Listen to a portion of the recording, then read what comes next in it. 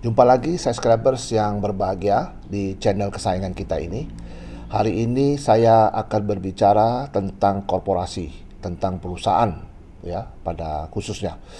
Jadi sebelum saya berbicara soal korporasi ini, kita tahu bahwa sekarang banyak sekali persoalan-persoalan yang dihadapi oleh korporasi ataupun perusahaan yang berkenaan dengan tindak pidana ya dalam banyak sektor yang bisa terjadi di dalam hukum kita ini ya. Nah, saya akan berbicara dalam doktrin akademik yang berkenaan dengan korporasi ini. Jadi begini, yang disebut dengan tindak pidana korporasi itu ada bermacam-macam ya. Satu, tindak pidana di dalam korporasi. Yang kedua, itu ada tindak pidana oleh korporasi. Yang ketiga, tindak pidana korporasi itu sendiri. Jadi ada tiga gitu. Nah, di dalam aturan hukum korporasi ataupun kalau kita spesifikkan lagi yaitu hukum perusahaan ya. Ketentuan pasal 3 ayat 1 tentang Undang-Undang PT itu menyebutkan secara tegas itu bentuk perlindungan terhadap para pengurus dan juga pemegang saham ya. Jadi di dalam PT itu ada namanya pengurus ataupun beheeren, bahasa aslinya itu Daden van Beheeren. Itu adalah orang-orang yang diangkat menjadi direktur kalau satu, direksi kalau banyak, dan orang-orang yang diangkat jadi komisaris, yaitu satu kalau dia lebih dari situ disebut dengan dewan komisaris. Nah, orang-orang ini disebut dengan beheeren.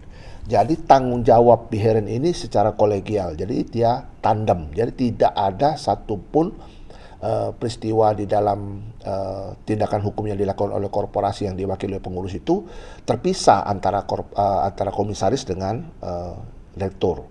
Jadi kalau kita lihat dari pasal 3 ayat 1 tadi ditentukan juga ada yang disebut dengan andilen, yang disebut dikenal dalam bahasa Indonesia itu yaitu pemegang saham ya, orang-orang yang memiliki saham di perusahaan tersebut. Nah, dua komponen ini tadi ya, antara beheeren sama andilen ini satu sama lain memiliki tanggung jawab masing-masing. Sepanjang itu dilakukan oleh etikat baik ya, the true, maka pengurus ini tidak bisa disentuh ya, karena badan hukum, subjek hukum itu yang bisa berupa natuurlijke persoon ataupun persoonlijk itu dipisahkan dengan badan hukum ataupun subjek hukum yang berbadan hukum, artinya dia bukan subjek hukum natuurlijke persoon, artinya dia badan hukum.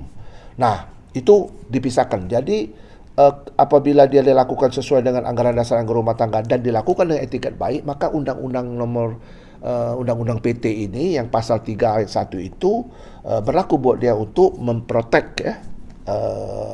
Arti kewajibannya itu tidak bisa disangkut pautkan dengan pribadi. Bahwa untuk orang-orang yang beretikat buruk ya, itu ada beberapa azas ya. Azas yang pertama disebut dengan piercing the corporate veils dan juga fiduciary duties. Itu yang disebutkan di dalam beberapa literatur, disebutkan bahwa orang-orang baik beheeren maupun andilen ini dia tidak bisa melakukan hal yang sewenang-wenang. Antara lain ialah melakukan suatu tindakan-tindakan yang bersifat ultra virus. Apa itu ultra virus? Melebihi kewenangannya, melebihi apa yang sudah diamankan dalam aturan itu, dalam aturan undang-undang tersebut ya. Dan juga bisa dia melakukan hal yang menguntungkan diri sendiri dan merugikan korporasi ataupun merugikan stakeholders.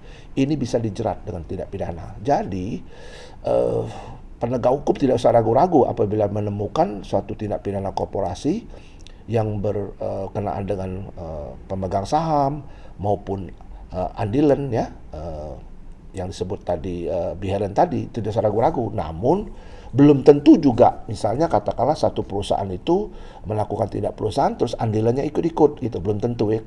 Satu tempo andilan itu terpisah dengan beheeren ya. Namun di dalam undang-undang kita juga tidak pernah melarang merangkap. Jadi pengurus merangkap menjadi pemegang saham. Itu dalam praktek seperti itu. Hanya mungkin yang terjadi adalah adanya konflik of interest. Jadi kesimpulannya dalam pembicaraan saya ini adalah tidak semua tindak pidana korporasi itu bisa menarik-narik pemegang saham ya, karena pemegang saham itu juga dilindungi dalam artian adanya etikat baik itu harus dilindungi dalam undang-undang. Namun ketika dia melakukan itu dengan secara etikat buruk, terquadro, maka dia bisa dikenakan ya. Jadi tu rekening 4 bar itu masuk, dia akan bisa ditarik dalam tindak pidana itu sebagai penyertaan ataupun bisa juga weight locker. Bisa juga dia down player, ya bisa juga dia intellectual ladder, ya kan, bisa juga dia sebagai media player ataupun media player ya. Dengan demikian pelaku-pelaku dalam tindak pidana korporasi ini harus betul-betul diukur secara benar elemen-elemennya supaya ada kepastian, ada manfaat dan juga berkeadilan ya.